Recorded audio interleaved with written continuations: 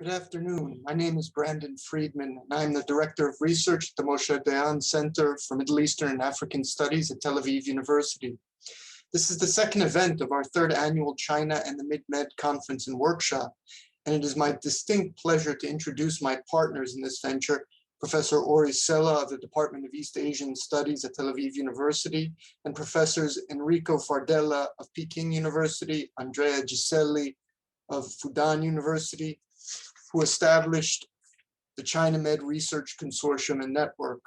I'm delighted today to be able to introduce our speaker, Dr. Liora Hendelman-Baavur, who is the director of the Alliance Center for Iranian Studies, the leading academic research center in Israel for the study of Iran. Dr. Hendelman-Baavur is a senior faculty member at Tel Aviv University, and her research interests include the history of Iranian journalism, gender studies, Iranian popular culture, and Iranian civil society and the new media in the Islamic Republic of Iran. She is the author of Creating the Modern Iranian Woman, Popular Culture Between Two Revolutions, published by Cambridge University Press. Dr. Hendelman-Baavur, thank you for being with us today. The theme of this year's conference and workshop is technology, governance, and security. But what we wanted to discuss with you today is how the Islamic Republic sees China and how that narrative fits things that we hear in the Western and international media about Iran's desire and East. So maybe we could start today's discussion. The previous 2 months have been a period of big change in Iran. So maybe you could tell us a little bit about Iran's new president, Ibrahim Raisi, and how Raisi is likely, his new presidency is likely to influence the direction of Iran's relationship with China, if at all.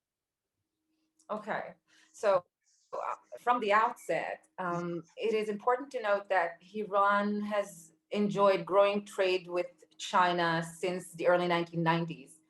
When Beijing launched the BRI in 2013, it was warmly welcomed by Tehran.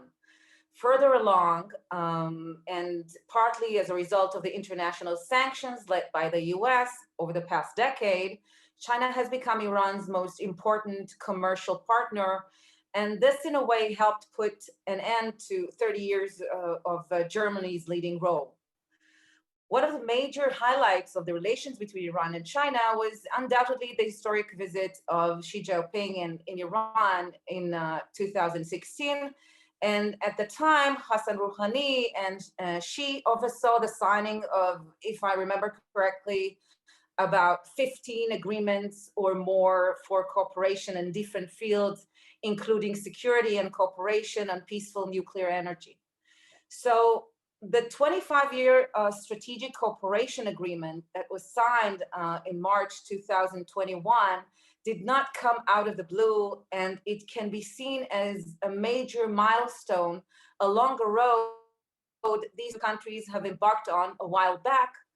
And in this respect, specifically to your question as to the new president, Raisi, it seems that his entry to the presidential office is unlikely to change much the course of the relationship between the two countries, but it can either accelerate them or perhaps slow them down a bit, and I will relate to it further along in some of the comments I would like to raise. I will say that Iran's spiritual leader, Ali Khamenei, stated during the 2016 visit of Chinese president to Tehran that the Islamic Republic will never forget China's cooperation during the sanction era. And this line of gratitude became even more rampant in Iranian official discourse following Washington withdrawal from the JCPOA in 2018. And from Tehran's point of view, joining China's BRI caravan provides considerable economic opportunities.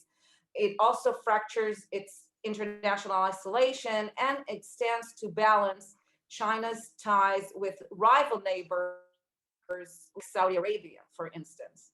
Now, having said all this, with respect to specifically to the discourse in Iran, we can say that the agreement vented old concerns and gave rise to new fears, thus bringing into the surface an intensified debate inside Iran. I would also say that the new Iranian president that will enter office next month, that is early in August, and it is still too early to tell what his policy will be. He did mention in the first press conference that he held soon after he was elected that his intention to pursue the relations with China and even develop them further. He also indicated that he has no intention to visit the US or to meet with US President Joe Biden. And Raisi is considered to be a hardliner in terms of Iranian politics, and accordingly, some Western analysts hold the general assumption that Iran's ties with China, and for that matter with Russia as well, will enjoy further development. But regardless of being a hardliner, Raisi's top priority is to address domestic problems of livelihood of Iranian citizens and to achieve the lifting, or at least partial lifting, of US sanctions. And therefore, there are those who predict that his government will not pursue a radical confrontational policy against the US. Thank you, Liora. That was a great introduction, and it really set the stage quite well for a deeper discussion of these issues. In terms of Iran facing some challenges at home, and that being Raisi's first priority or mandate as the new president, some have tried to make a connection between Iran's ability to improve its situation at home, particularly with respect to some of the economic challenges it's facing, and a growing relationship with China. Meaning there are those who talk about China as being a potential solution to some of Iran's domestic economic challenges.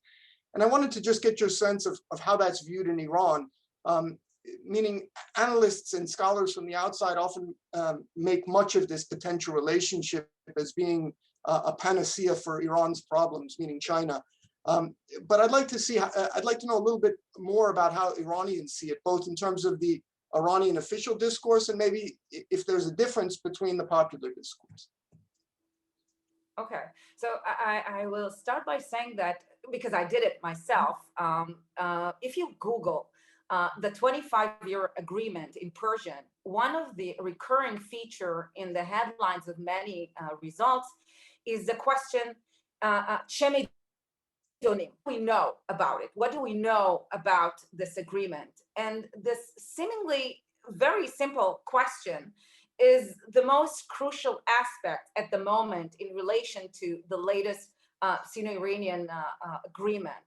And we are talking for the past 3 or 4 months.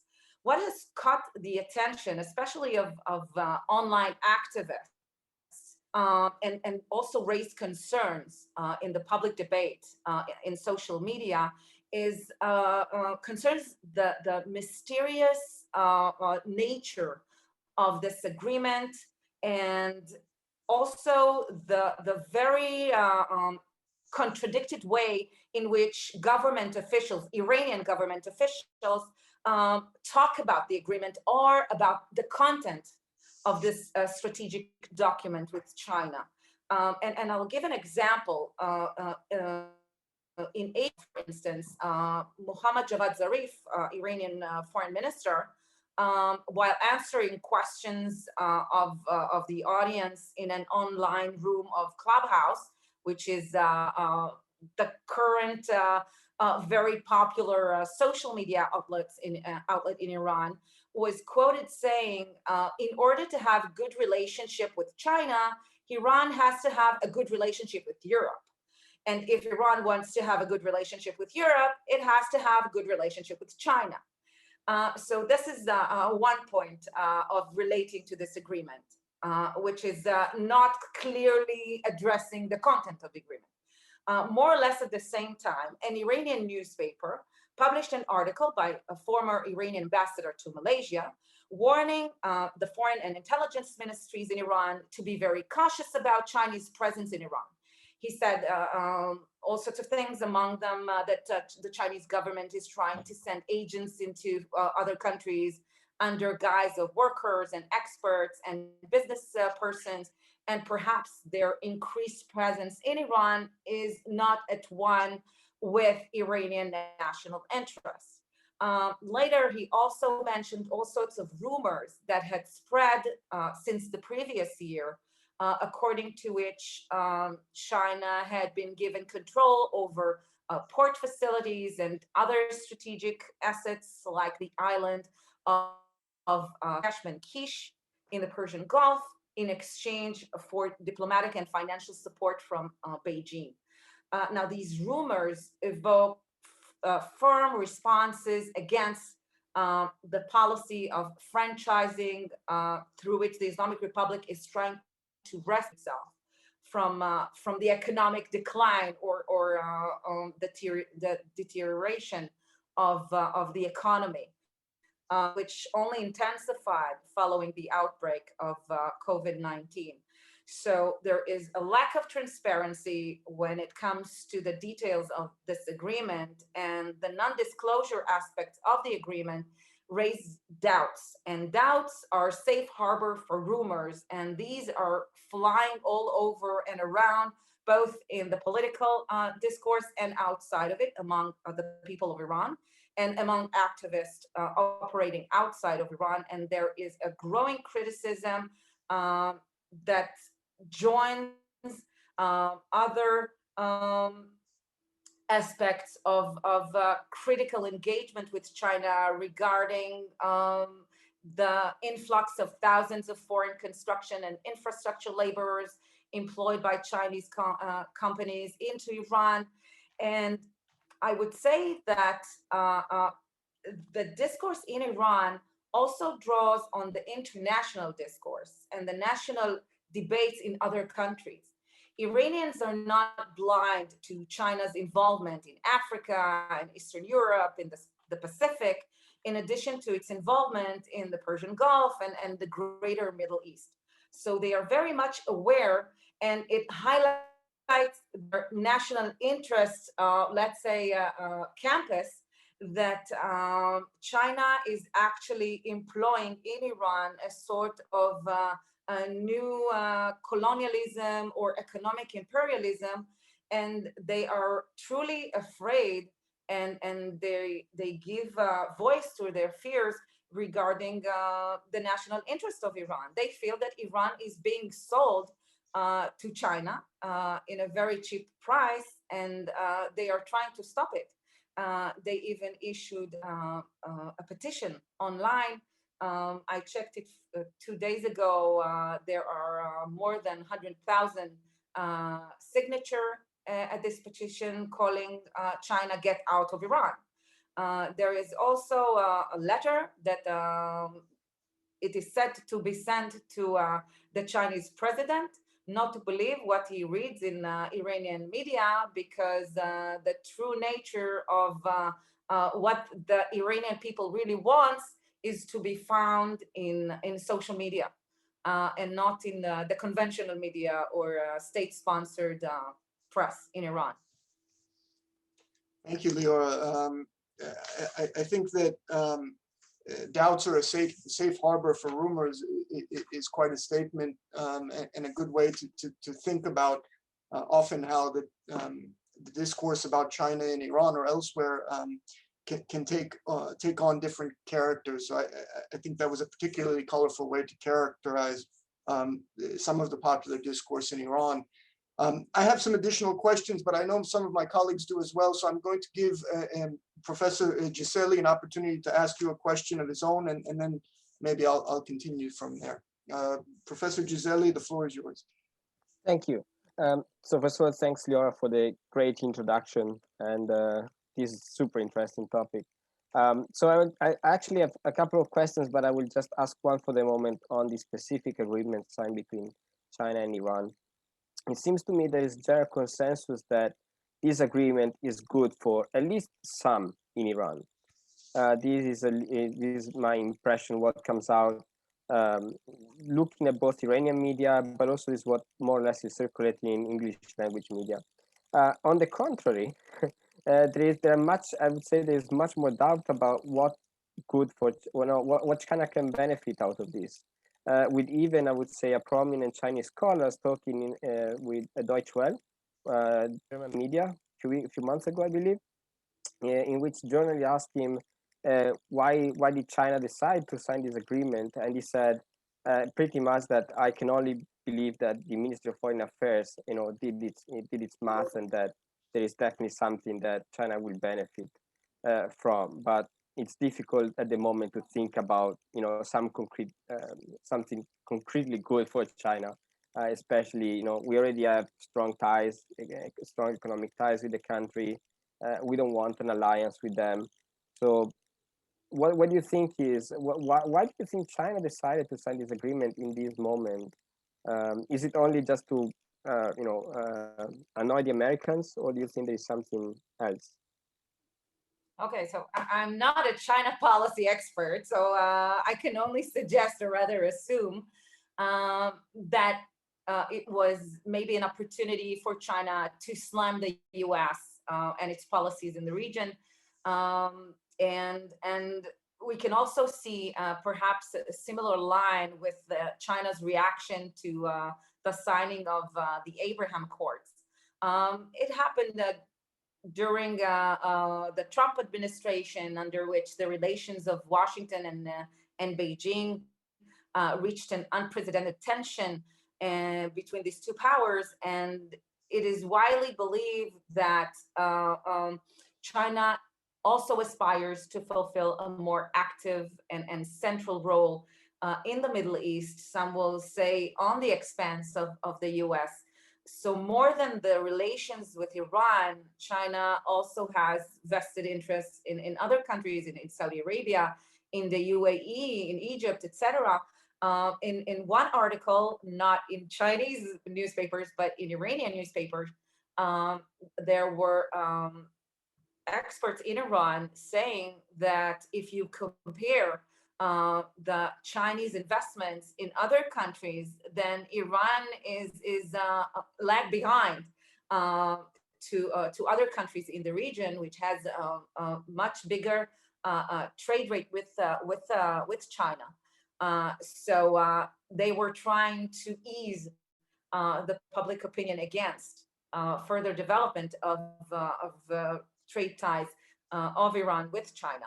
But having said that, it also seems that while China is trying to balance between its economic interest and its geopolitical considerations. And in that respect, Iran is a geostrategic bridge due to its location. It is also a source of cheap energy for China and for Chinese investment. And again, it doesn't only tell us about the relations between China and Iran, but also of the relations between China and the region and China with other superpowers, whether it's in the US or with Russia that we didn't even mention so far. So I believe that there is more to this policy than just China's ties with Iran, but a bigger picture. Thanks, Liora. I think that was a really good answer in the sense that sometimes the concrete returns on political maneuvers is not always tangible or even easily visible. So thank you. Professor Fardelli, you had a question you wanted to raise, please.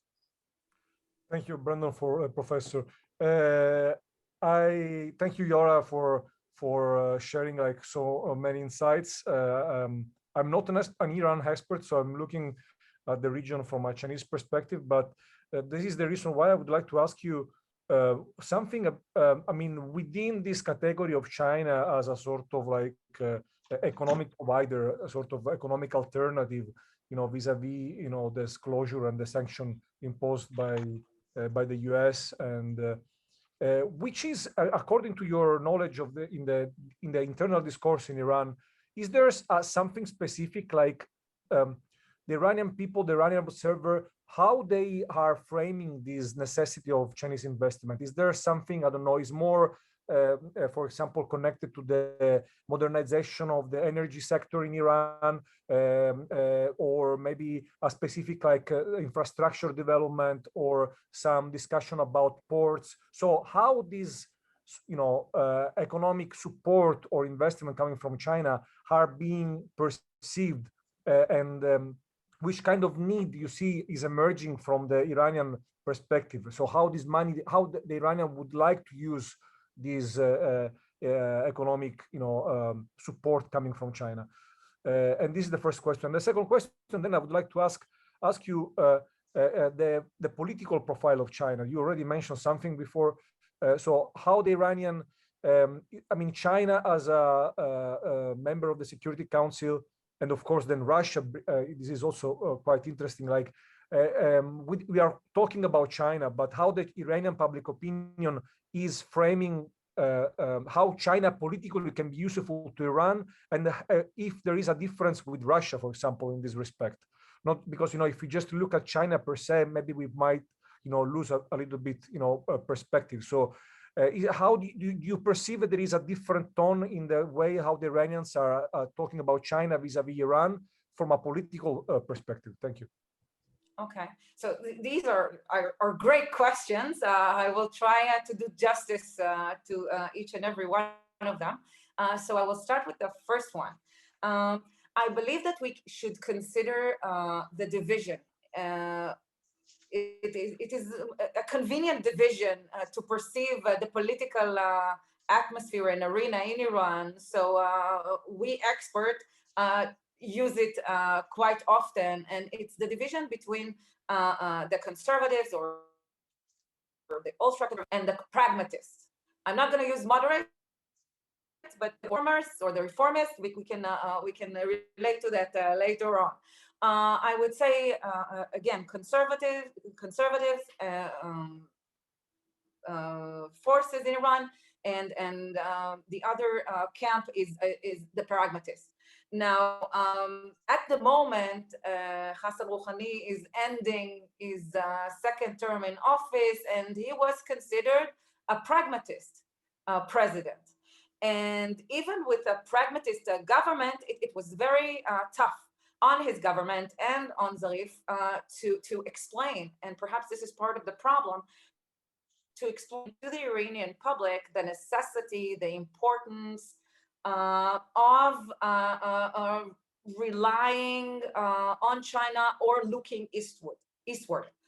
There is also a famous saying by Khomeini, the founder of the Islamic Republic or the Islamic Revolution, who said, he said, we don't need neither east nor west. And there are people raising this saying in Iran today, recalling what Khomeini said like 40 years ago. And then pragmatist representatives of the government are trying to explain that at the time Khomeini said it 40 years ago, the East wasn't the East back then is not exactly the East today. And nowadays there should be no difference between East and West, and we should strive in order to recover and recuperate the Iranian economy, try to have business or cooperation and some sort of ties with both in order to have leverage or balance between the two forces.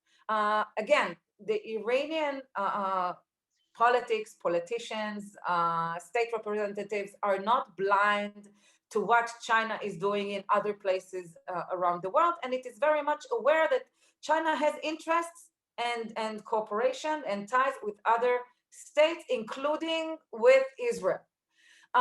So they are raising concerns. What can happen if in Hebrew we say, if we put all the eggs in one basket, what can happen if this basket is going to fall? All the eggs are going to break. So they are trying to find very creative solutions as to how to get back to improving the ties, lifting some of the sanctions, the international sanctions from the European front. And on the other hand, pursuing the connections with China, because China has proved, especially during the past 2 years, to be the Islamic Republic's lifeline. And they are very much aware of the fact that China has become part of what they call the axis of resistance against US policy, against American aggression, and etc. And they do point out and highlight the fact that China is not looking for a regime change in Iran. It's not looking to destabilize the region, but it is trying to invest in Iran and to push forward its economy, its infrastructure. So they are trying to show the good sides that can come out of these strengthening ties with China, and to convince the public that it is worthwhile and there should be no place for concerns. They also, of course, reject the claims that all sorts of islands are being sold or all sorts of things are being conducted. They are trying to push the rumors at the time and to ease the public opinion. So they, in one sense, they are not getting into too many details. And they are trying to keep the discourse on the level of very general declarations. So this is one point that I connect to your first question, and the second question is more complex, or as much as complex as the first answer. I can say that we can find different opinions, and I will relate specifically to IC because, as I said, one pragmatist president is leaving the office and another hardliner conservative is entering office. And many believe that his policy will be even more looking eastward in terms of a strategy when it comes to cooperation with China and also with Russia after he takes office. Now, the advancement of Iran-China relations and Iran-Russia relations has always been supported by the Supreme Leader Khamenei. So if this can be a sort of indication, we can say that this will probably continue. Further cooperation can be achieved through different forums. For example, through the Shanghai Cooperation Organization, where Iran is, if I'm not mistaken, an observing party. And I also read just a few days ago that last month, the first Chinese representative was accepted for the first time to the OIC, to the Organization of Islamic Cooperation. And as he entered his new post, he expressed China's willingness to take this appointment as an opportunity to further deepen exchanges and cooperation with members of the OIC. So it is possible that there will be further cooperation on the basis of the Islamic denominator with these countries and in the region, and with Russia as well. Now, the advantages of such forums, we can say, is not only in improving the relations between all the countries involved, and also being, I can say, a site for the expression of common interests, but it also gives them an ability to have another mechanism to manage tensions when and if they stem from divergent interest in the region. Now, I should note two things to what I just said. First, China and Russia's own relations are far from being free of tensions and divergent interests. That means that Russia and China also have their own political agenda and interest and their own tensions. Now, this is not the topic of our discussions, and it's not part of my expertise, so I'm not going to relate to that. I'm just saying that these tensions exist. But the second thing, and this is more to what I do find more interest in personally, is Iran's position. When it comes to Russia, the situation is somewhat different than the case of China. On the one hand, Russia and Iran may continue their strong and strategic alignment. Throughout recent decades, Russia had especially favorable relations with Iranian conservative factions, especially. So the status quo is likely to continue. But there is another view. And this other view points out that despite collaborations over Syria and defense supply, there are factors holding back the further progress of the relations between Russia and Iran. One of them is Russia's position regarding Iran's quest to obtain nuclear weapons. Tehran, on its part, has been suspicious of Russian ambitions in the region since the days of the Russian Empire and the Soviet Union. And this is unlikely to change even under Raisi. For the matter of fact, when intellectuals and social activists in Iran criticize the 25-year agreement with China, they compare it to some of the most demeaning agreements that Iran had to sign in the 19th century following military defeats when they confronted Russia. So I can say that in addition to all these, the relations between Iran and Russia are charged historically, and there is an historical suspicion between the two countries. And another factor that relates to Russia's diplomacy is Russia, at least what seems to be its diplomacy, is its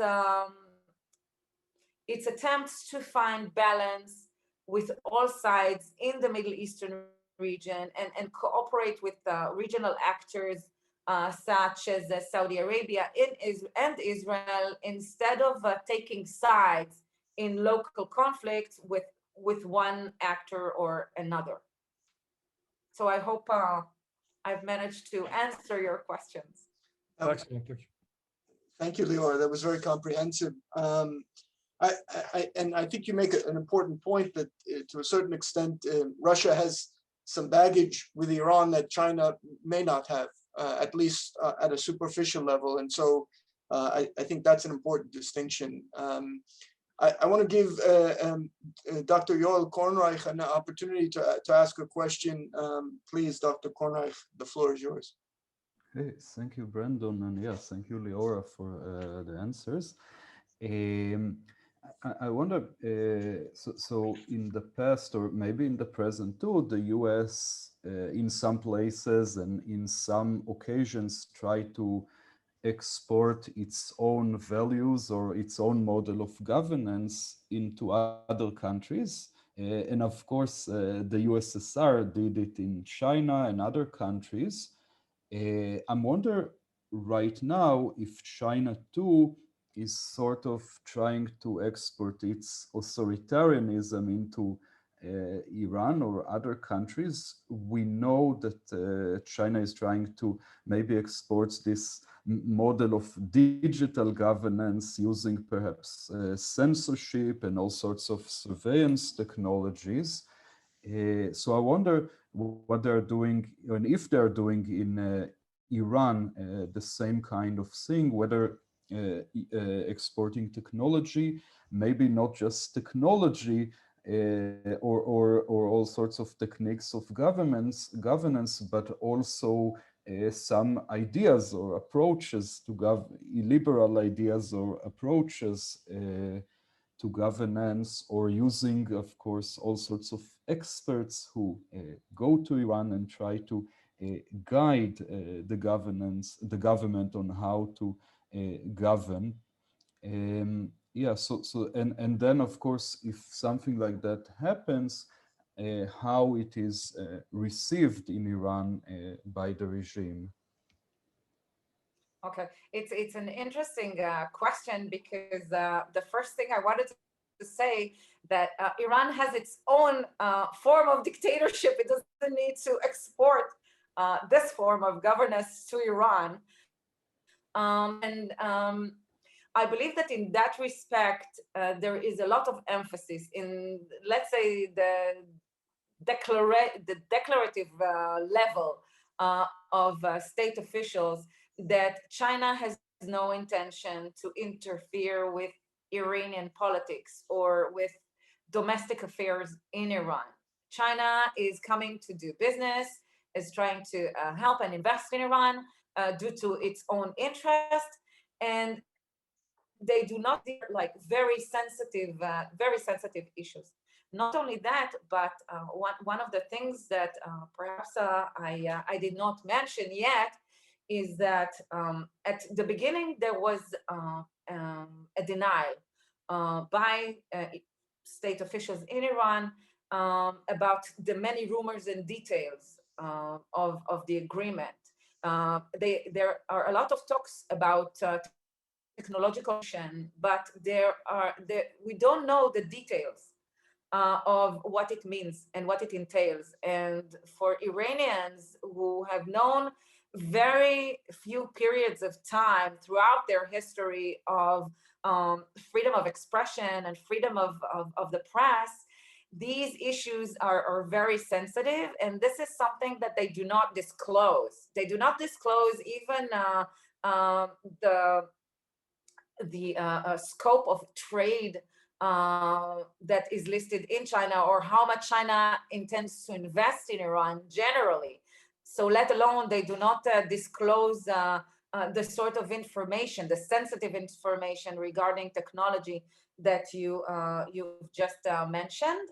And I can only say, by hearing a few things and participating in all sorts of other gatherings that I'm not going to mention where, that China is also, let's say, very sensitive in its, let's say, selling of or sharing several items in terms of technology to certain states. And that means Iran included.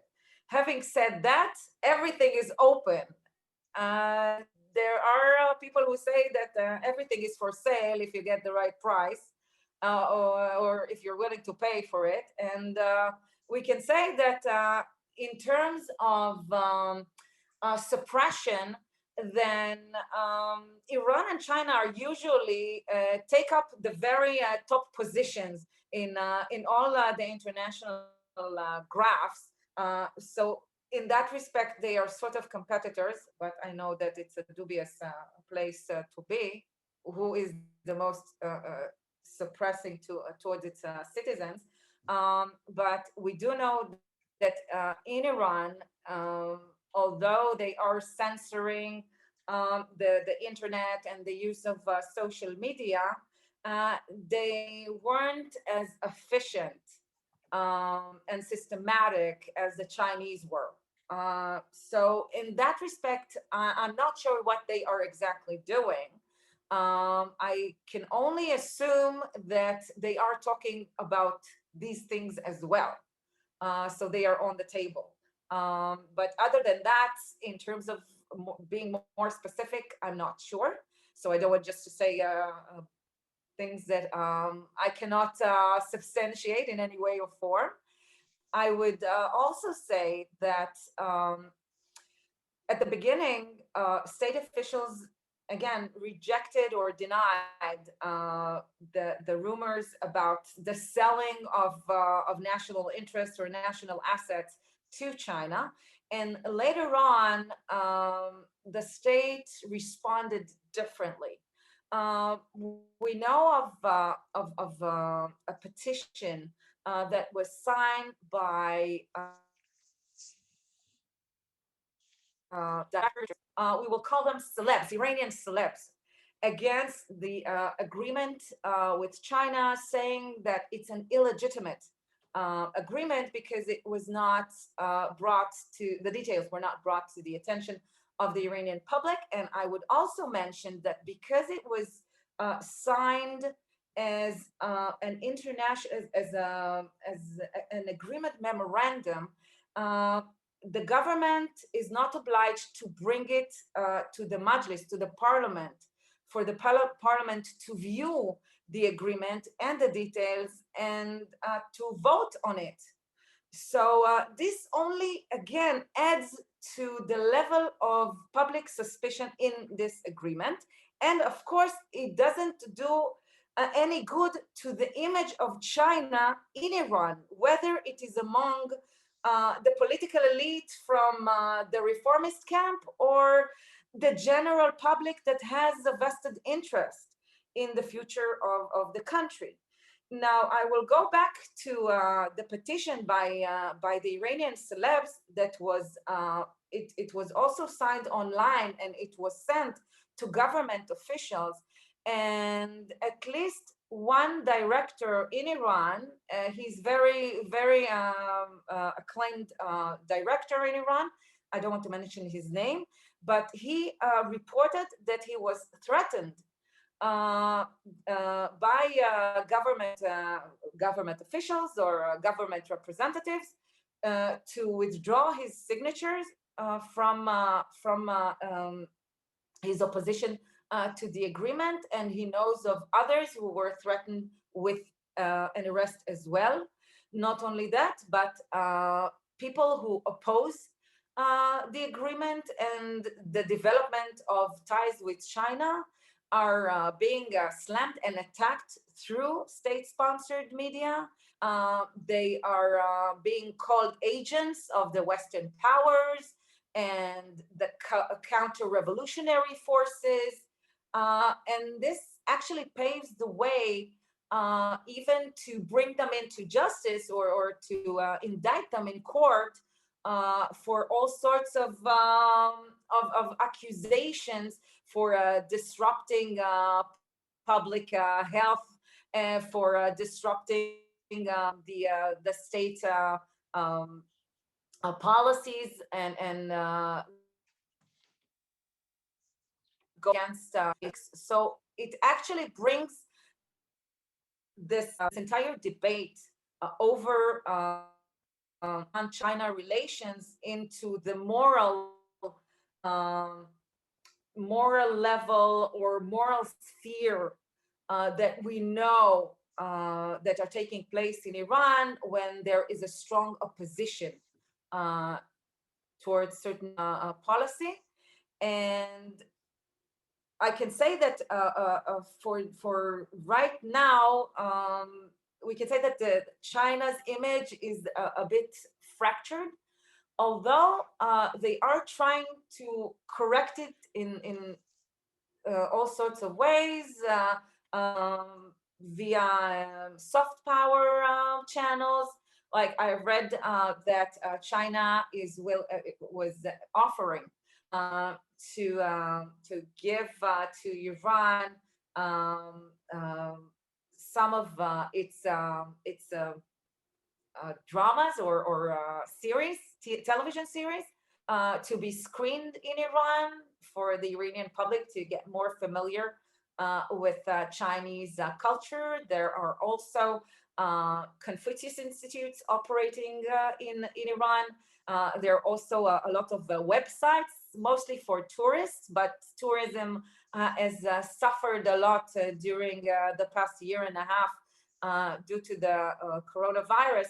But they are trying to introduce again to show, for example, there is a very cute website trying to show that not all Chinese food is odd or strange, and Chinese also eat vegetables and fruits and all sorts of things that Americans can also relate to. So not everything is strange to the Iranian taste, as people might think.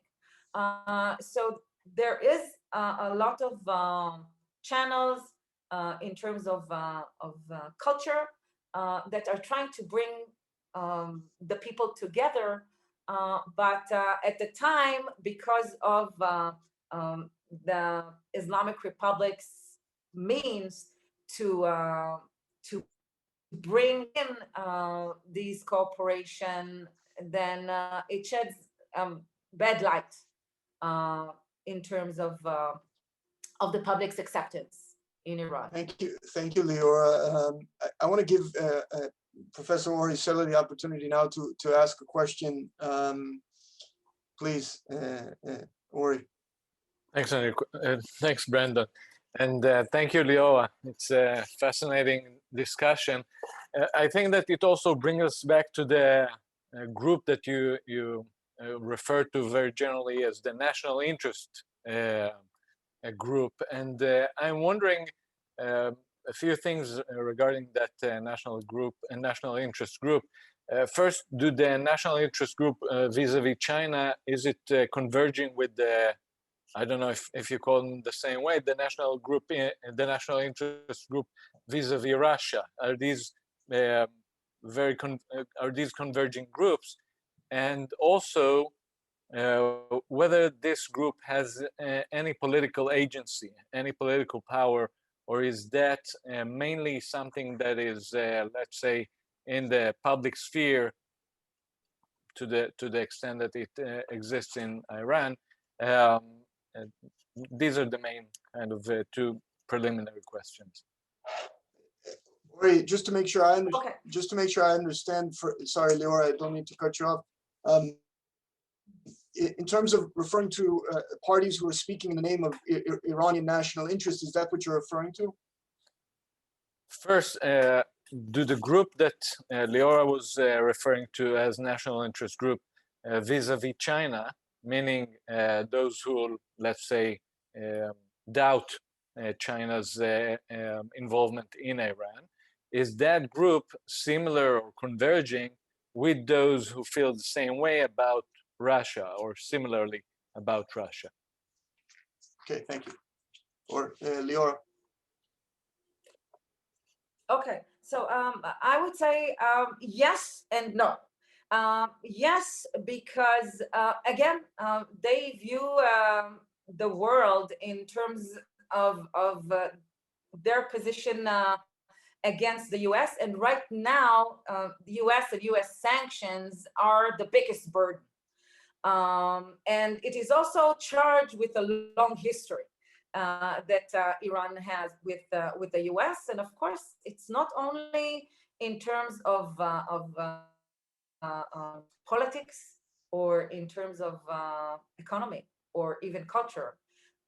These are like the vision or the founding forms, founding columns of the Islamic Republic. This is part of the ideology, and it is embedded with religion, and it is very hard to step from this high pedestal of the animosity towards the US. So if you look at it on a general level, anyone who can serve Iran in its fight or resistance, as they would call it, their resistance against American policy or American sanctions, or what they call as American terrorism, economic terrorism, they view it in these terms, then they are for it. even if it's temporary or even if it's going to last long, this is something that they can consider. This is perhaps a price that they are willing to pay. It also supports their survival because the situation, the economic situation of Iran for the past few years is deteriorating. The inflation is rising.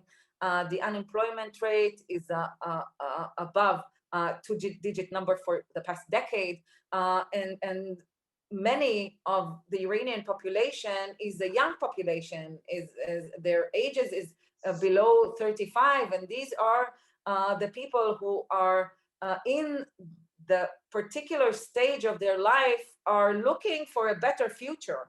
And if the Islamic Republic cannot promise them even the horizon or better horizon, if not a better present, then some kind of a hope for a better future, then the survival and the future of the Islamic Republic is in jeopardy. So if this means to play along with, I don't know, I don't want to say a bad word, but to play along with who can perhaps, I don't know, jeopardize you in the long run, then maybe they are willing to take the risk.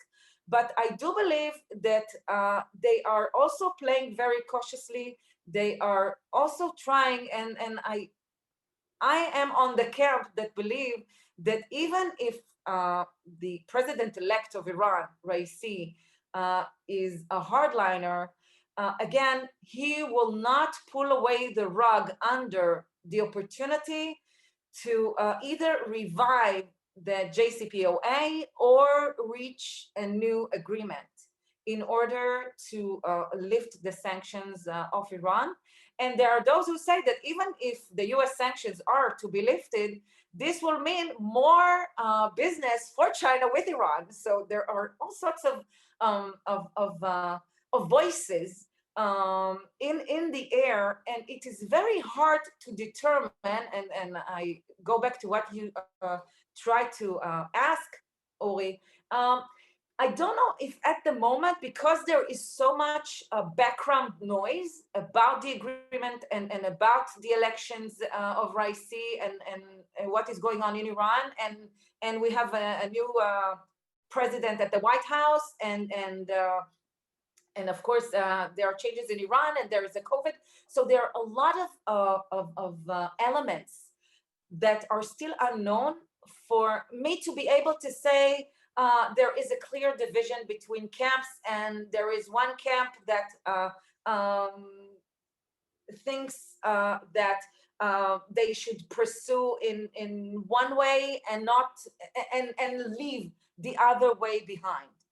I believe that it's a complex situation, and I do believe that the Iranians are taking into consideration all these elements, and they try to measure them up with what they can live with in order to survive and to have a future for the Islamic Republic.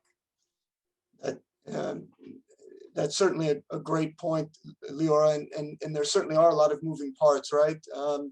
The situation is quite dynamic, and I think you've done an excellent job of sort of mapping the terrain for us, and certainly pointing out some areas that we need to continue to watch as things unfold in the coming months and years.